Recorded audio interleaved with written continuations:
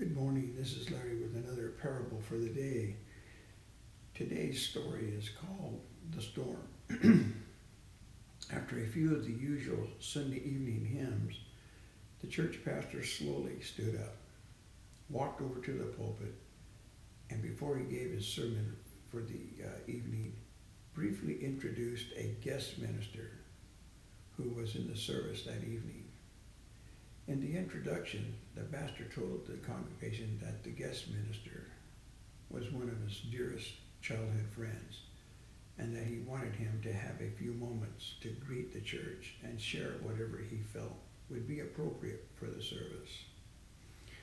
With that, the elderly gentleman stepped up to the pulpit and began to speak.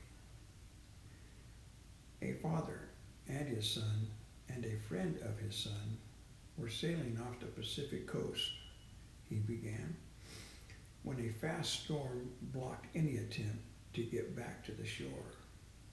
The waves were so high, even though the father was an experienced sailor, he could not keep the boat upright, and the three were swept into the ocean as the boat capsized.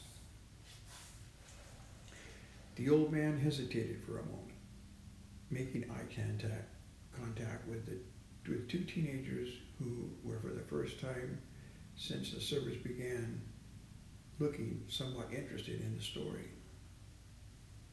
The aged minister continued with his story. Grabbing a rescue line, the father had to make the most excruciating decision of his life. To which boy would he throw the end of the lifeline?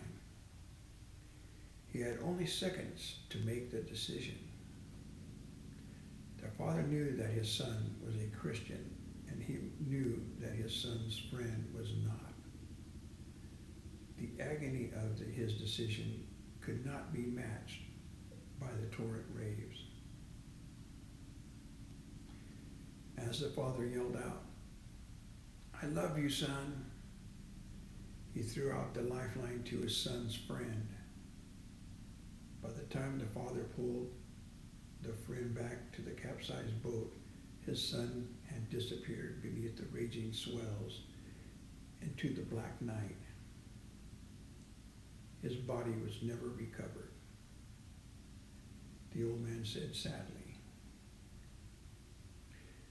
By this time, the two teenagers were sitting up straight in the pew, anxiously waiting for the next words to come out of the old minister's mouth.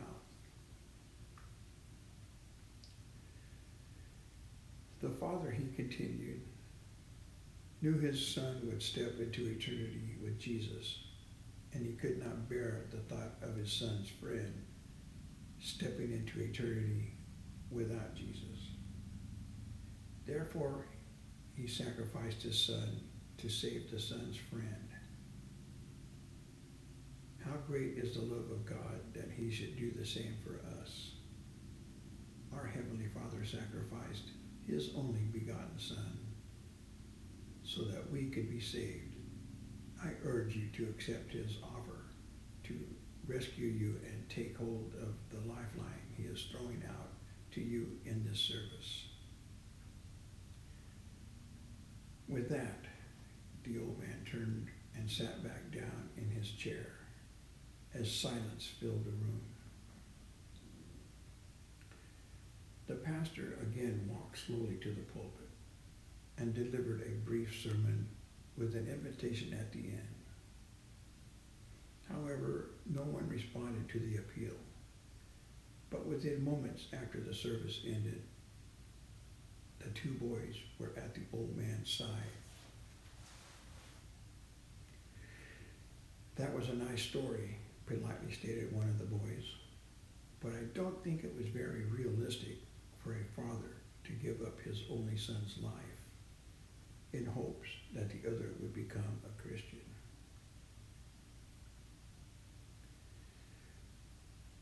"Well, you've got a point there," the old man replied, glancing down at his worn Bible, as a big smile broadened his narrow face. He looked up again at the boys and said, It sure isn't very realistic, is it? But I'm here today to tell you this story gives me a glimpse of what it must have been like for God to give up his only son for me.